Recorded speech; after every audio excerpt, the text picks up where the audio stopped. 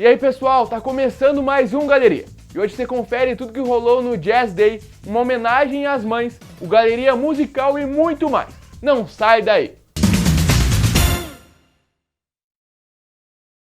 O estilo que veio de New Orleans e tem nomes como Miles Davis e John Coltrane, também tem representantes aqui no Sul. E eu fui conferir como é que foi o segundo Jazz Day aqui em Pelotas. 30 de abril é o Dia Internacional do Jazz. E aqui em Pelotas, essa data foi celebrada no Largo Edmar Fetter, com uma programação de shows para ninguém botar defeito.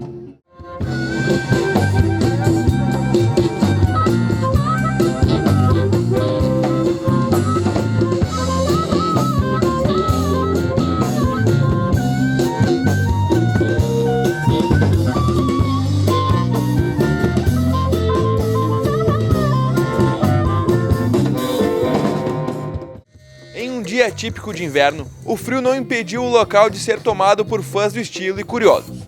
O evento teve show de nomes como Organic Groove e Celso Krause com o Satolep Jazz, entre outros nomes como Serginho da Vassoura e Kiai.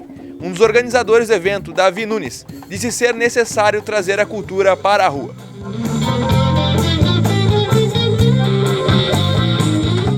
Fundamental para a cultura da cidade a gente poder trazer e miscigenar esses vários músicos, vários movimentos culturais que existem aqui na cidade de Pelotas, por ser uma cidade que atualmente fomenta a cultura, né? E cada dia traz mais cultura, traz mais informação para o povo que anda na rua e que anda precisando de acesso à cultura. Ainda mais nesses dias de hoje que cada vez está mais difícil com a nossa situação política, que está realmente difícil. Cultura a gente tem que ter, porque senão não movimenta o povo. Mas quem fez o verdadeiro show foi o público, que prestigiou o evento mesmo com os termômetros batendo na casa dos 10 graus.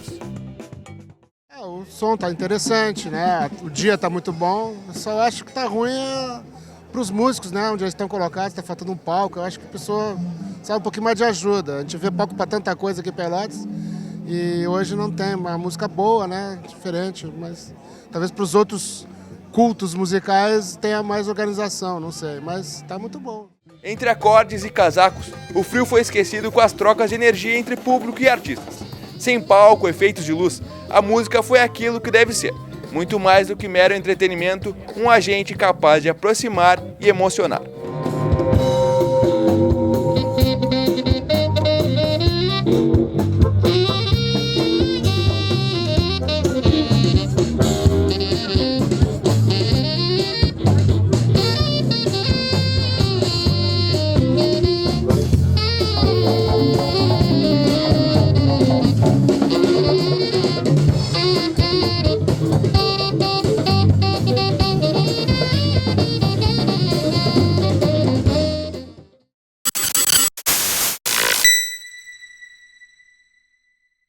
Um projeto que acontece na Universidade Federal de Pelotas exibiu o documentário Glauco do Brasil. E o Galeria foi lá conferir a história desse importante artista gaúcho. Glauco Otávio Castilhos Rodrigues nasceu em Bagé e faleceu em 2004. Foi pintor, desenhista, gravador, ilustrador e cenógrafo. Em seus trabalhos é constante a presença do índio, do carnaval e da natureza tropical. Para homenagear Glauco, o cineasta Zeca Brito resolveu produzir um documentário sobre a história do artista.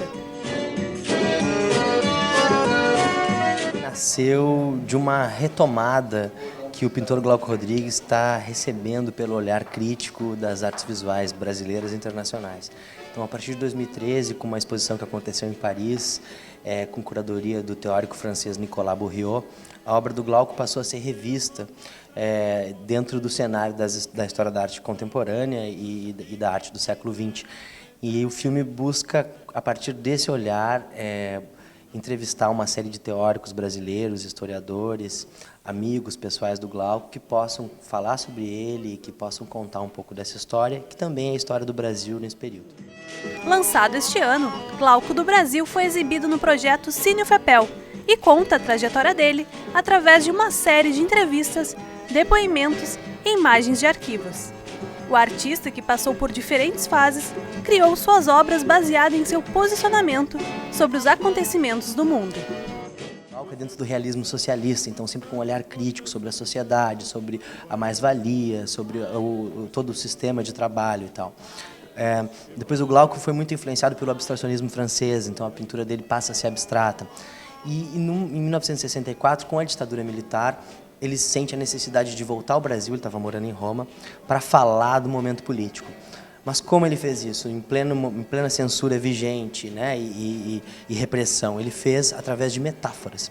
Então ele conseguiu passar desapercebido até certo momento pelos militares e conseguiu falar sobre o que estava acontecendo. Enquanto reunia as imagens para a produção do documentário, Zeca localizou um arquivo onde ele, com 12 anos, entrevista Glauco. Encontrei um material que é o esqueleto, digamos assim, da estrutura do filme, que foi uma entrevista feita com Glauco, ainda sem saber que eu iria fazer um filme, mas registrando a passagem de um conterrâneo pela minha cidade, porque eu também sou de Bagé, no aniversário dele. Então esse material ficou ali guardado e depois que a gente começou a fazer o filme é que eu fui buscar para estruturar a história, esse primeiro encontro com Glauco. Apesar de ser conhecido como um dos maiores artistas plásticos da América Latina, o trabalho dele ainda é desconhecido por muitos. Mas, de acordo com Zeca, isso não diminui a importância das produções para o cenário artístico. Glauco, assim como muitos pintores da história da arte, não foi compreendido dentro do seu tempo, né? Ele foi compreendido por alguns e pessoas muito importantes, dentre eles o Gilberto Chateaubriand, que é o maior colecionador das artes visuais brasileiras, mas ele nunca figurou no mercado da arte. E essa é uma reflexão importante que o filme tenta também estabelecer, que é a diferenciação entre história da arte e mercado da arte. Muitas vezes um artista ele faz parte da história da arte, mas não necessariamente ele está dentro do campo do mercado da arte. E muitas vezes um artista começa no mercado, mas não necessariamente vai atingir um espaço dentro da história. E o Glauco, ele está dentro da história da arte.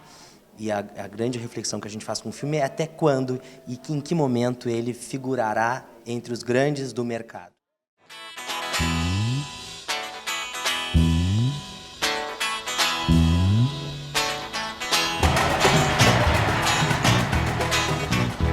Um poeta desfolha a bandeira e a manhã tropical se inicia. Resplandente, cadente, vagueira, num calor girassol com alegria, na geleia geral brasileira que o Jornal do Brasil anuncia. É a mesma dança, meu boi, é a mesma dança, meu boi.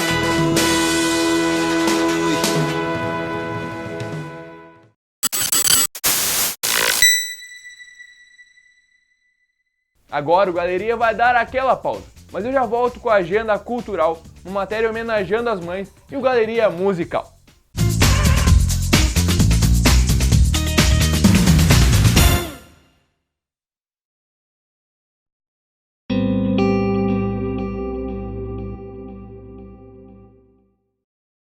Esse ano, as eleições contemplam os cargos de prefeito, vice-prefeito e vereador.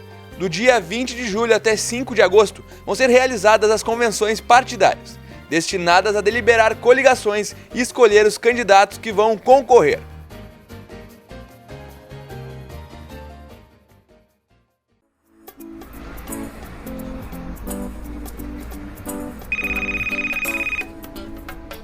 That's so strange. It's like I'm inside my own head. I don't like how my voice sounds.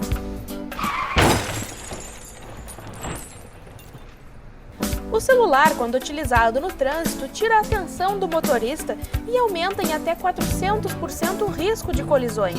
Seja prudente, evite acidentes. Uma campanha TV Câmara Pelotas. Hoje, no Brasil, milhares de crianças e adolescentes sofrem violência sexual. E para mudar esta realidade, só é preciso uma coisa: atitude. Denunciar o abuso e a exploração sexual contra crianças e adolescentes é simples. Ligue 100! A ligação é gratuita e pode ser feita das 8 às 22 horas. Sem o seu apoio, não existe proteção. Denuncie. Ligue 100. Brasil. Quem ama, protege. Secretaria Especial dos Direitos Humanos. Brasil. Um país de todos. Governo Federal.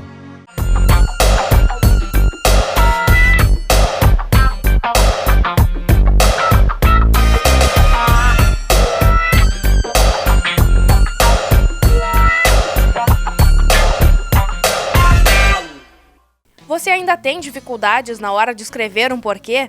A solução para muitas pessoas é usar apenas as letras P e Q para resumir os 4 tipos. Mas fica aí que rapidinho você aprende com a gente e não erra mais. Uma dica boa é que o porquê, quando for uma pergunta e for no início dessa pergunta, por que vamos fazer tal coisa? Esse porquê é sempre separado e sem acento. Então, o porquê do início da pergunta sempre separado e sem acento. Se eu fizer uma pergunta, mas colocar o porquê depois do final, vamos à praia, por quê? Aí ele também é separado, mas como ele veio no final, tem um acento circunflexo. E o porquê das respostas, este sempre vai ser junto e sem acento. Nós vamos sair porque precisamos ir a tal lugar. Esse é importante. Há também aquele porquê que vem acompanhado de um artigo, né? O porquê. Qual o porquê de nós estarmos conversando? Este porquê vai ser junto e com acento, né? Essas são as dicas assim mais genéricas e que, se lembrarem, não vão errar. Acompanhe a nossa programação para mais dicas sobre a língua portuguesa e aprenda com a gente.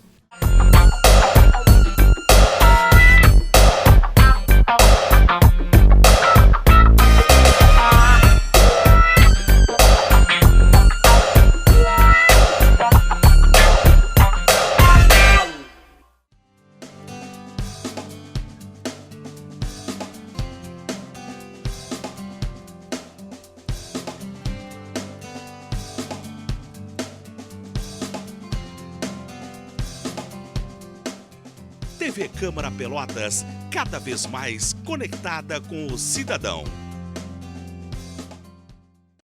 Use a direita para transitar com veículos lentos. Sinalize com o pisca para mudar de pista. Respeite a velocidade da via. Seja prudente, evite acidentes. Uma campanha TV Câmara Pelotas.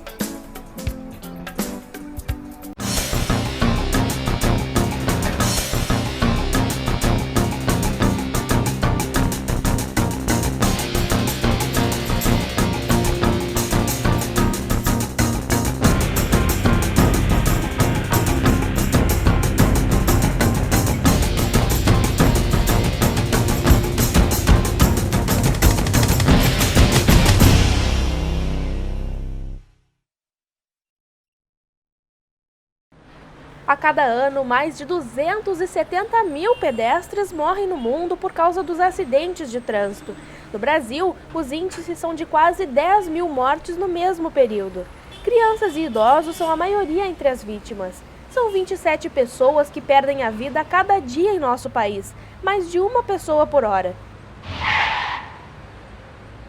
Respeite a faixa de segurança, dê preferência ao pedestre. Uma campanha da TV Câmara Pelotas.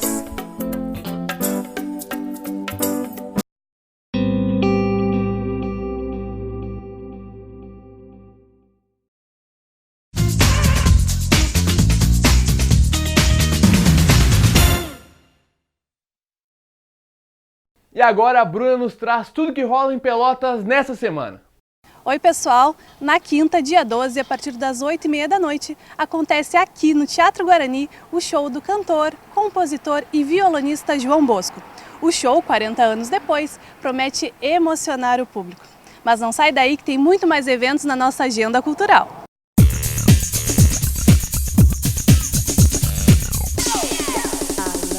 Neste sábado, dia 7, a partir da meia-noite na Follow, tem a pré-festa Onde Já Se Viu, do curso de Engenharia Civil da UFPEL. Jeff Banda, Los Copados e DJ Nicolas Matias são as atrações principais. Na terça-feira, dia 10, a partir das 9 horas da noite, acontece o Galponeando, no escritório. O projeto busca resgatar a música regional crioula de raiz do Rio Grande do Sul. No próximo sábado, dia 14, a partir das 11 horas da noite, tem o Pagode do Ficaí no Clube Cultural Ficaí. Entre as atrações, banda Lua Cheia e grupo Na Moral. Ainda no sábado, dia 14, a partir da meia-noite, tem tributo ao Legião Urbana no Bar da Bud. O local fica na rua Padre Anchieta, 3178.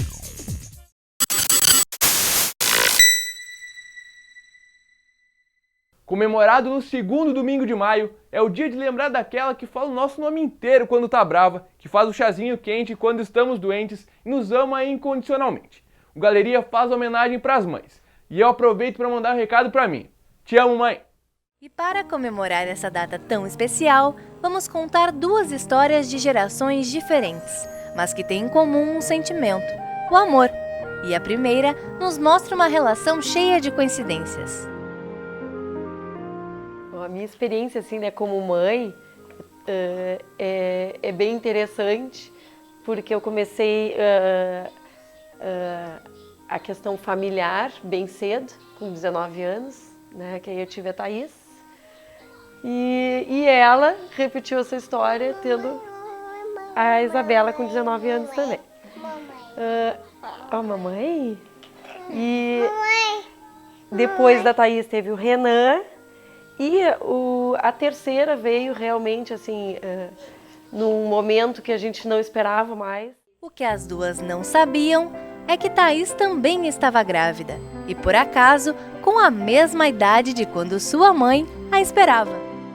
E então eu já estava mais preparada para ser vó, para curtir uma netinha e devolver para a mãe na hora né, da parte complicada. E, para nossa surpresa, né? Em seguida,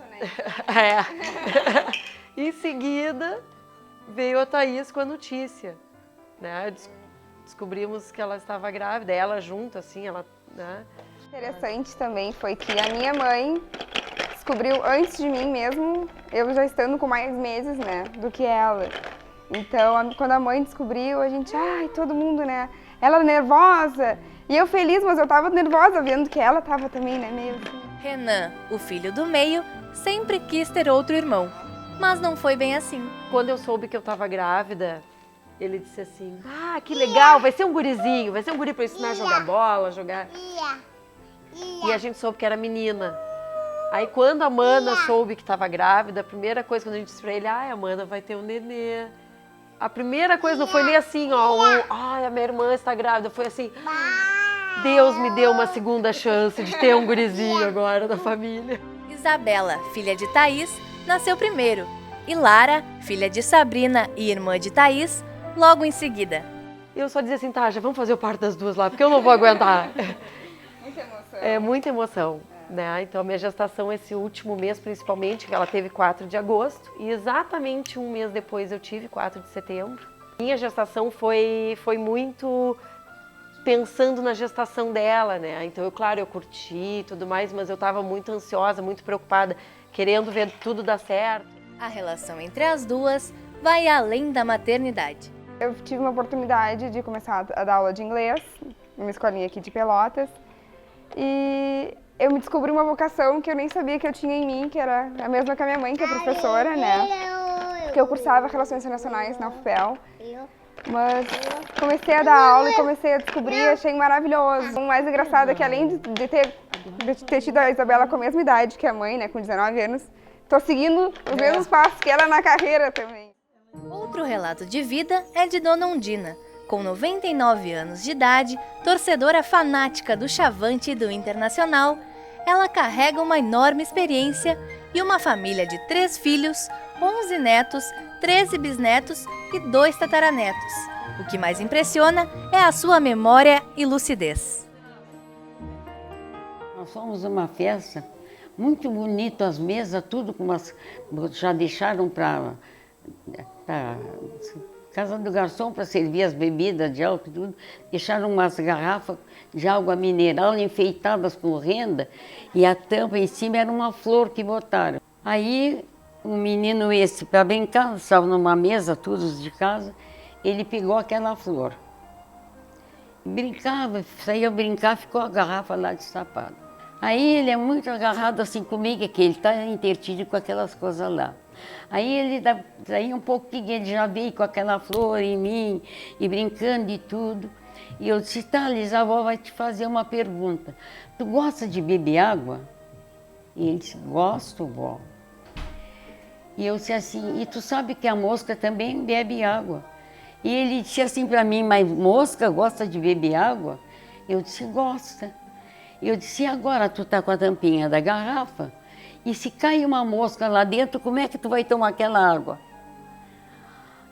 Vó, não sabia que mosca gosta de água. Foi lá ligeirinho, botou e não tirou nunca mais ali. Ela diz que tudo se ensina sem precisar brigar e nem repreender. Criança tem que ser tudo com carinho, tá?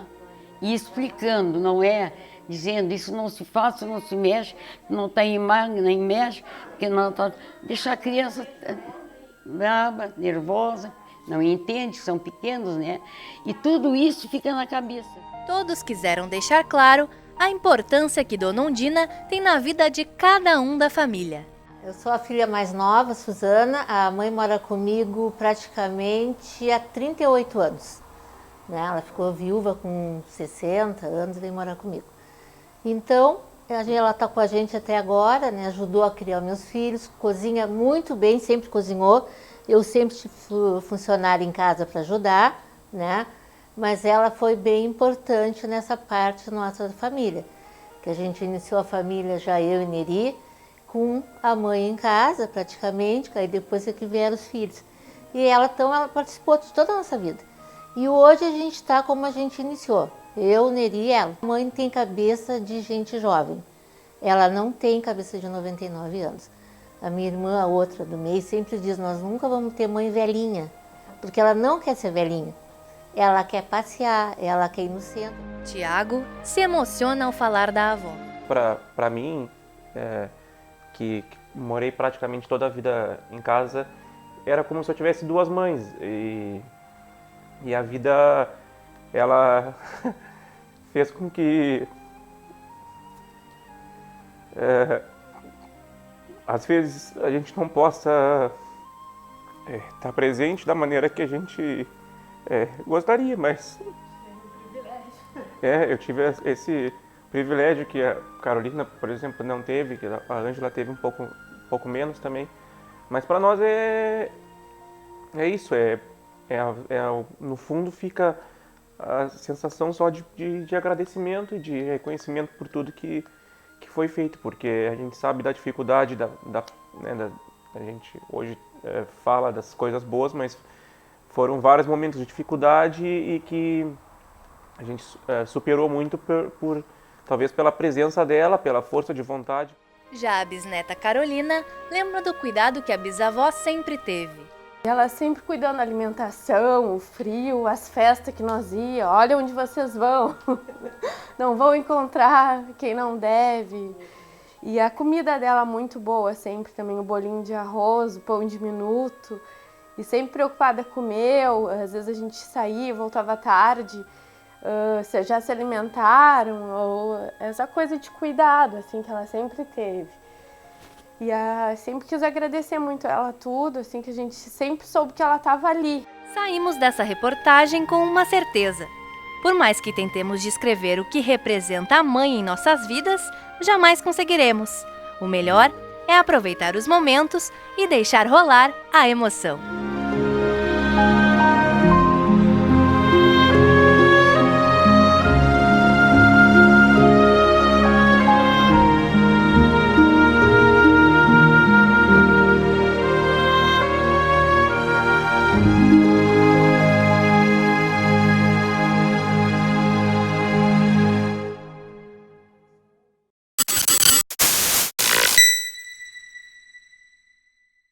No Galeria Musical de hoje eu recebo um pessoal que é velho conhecido de quem frequenta a noite e está começando um projeto novo.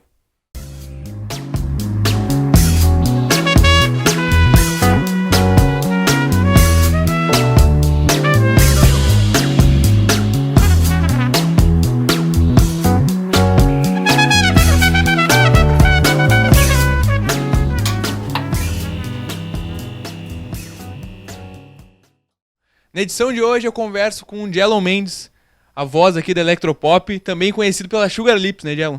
como é que foi essa troca, assim, sair do rock para ir para outro projeto? Como é que na tua cabeça isso funcionou? A gente sempre quis trabalhar com a música eletrônica, mas como o recurso, a gente não tinha recurso, demorou um pouco, mas agora com o sample, e o computador e o próprio estúdio em casa, a gente está tendo tempo de produzir mais coisa e a gente conseguiu finalmente trabalhar com a música eletrônica. E vocês fazem uma coisa que a gente até não vê muito, né? Que é trabalhar com música própria, misturando com cover nessa música eletrônica. Como é que é essa composição de músicas eletrônicas? É interessante, a gente decidiu escrever tudo em inglês, né? Para tentar fazer a mensagem se espalhar de maneira mais universal possível. E, sei lá, a gente pega a influência porque como a música eletrônica ela é a principal influência da música pop, a gente acaba pegando influência de um monte de coisa, de reggae, de dance, de funk, até um carnaval a gente roda no meio lá. Tá uma loucura o bagulho. A gente tentou misturar tudo possível com a música eletrônica. E onde é que vocês têm tocado aí? Quem é que tem aberto as portas aí pra vocês tocarem esse som? A gente tem tocado no New Pub, lá em Rio Grande. A gente tem tocado no Escritório, aqui em Pelotas. Já tocamos no Nova York, aqui em Pelotas. Agora vamos tocar na festa do aniversário do Boteco Serginho, também aqui em Pelotas. E aí, esses pubs aí, a gente vai tocando, as festinhas. Então gostaria que tu passasse aí o contato aí da Eletro pro pessoal que tá vendo, dar uma curtida, conhecer o som de vocês. Então quem quiser é só entrar no Facebook lá, botar Electropop no Facebook lá que vai estar a página da nossa banda, ou então ligar para 8438-1623, falar com o Leandro para contratar a banda. Se o pessoal quiser conhecer agora mesmo em um show, quando é que vocês estão tocando por aí? Agora o próximo show vai ser dia 28 no New Pub em Rio Grande. Então, vai curtir agora o som da Electro. O que vai ser aí, Diallo, que o pessoal vai ouvir aí? Vamos passar uma música própria nossa que se chama Again. Aí, show.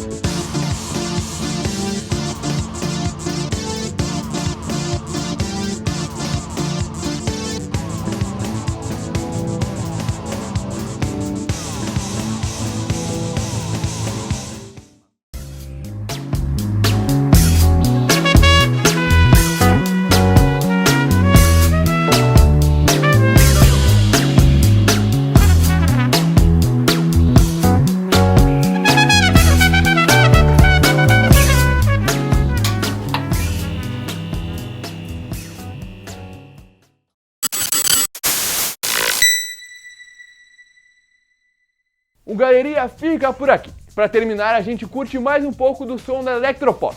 Tchau!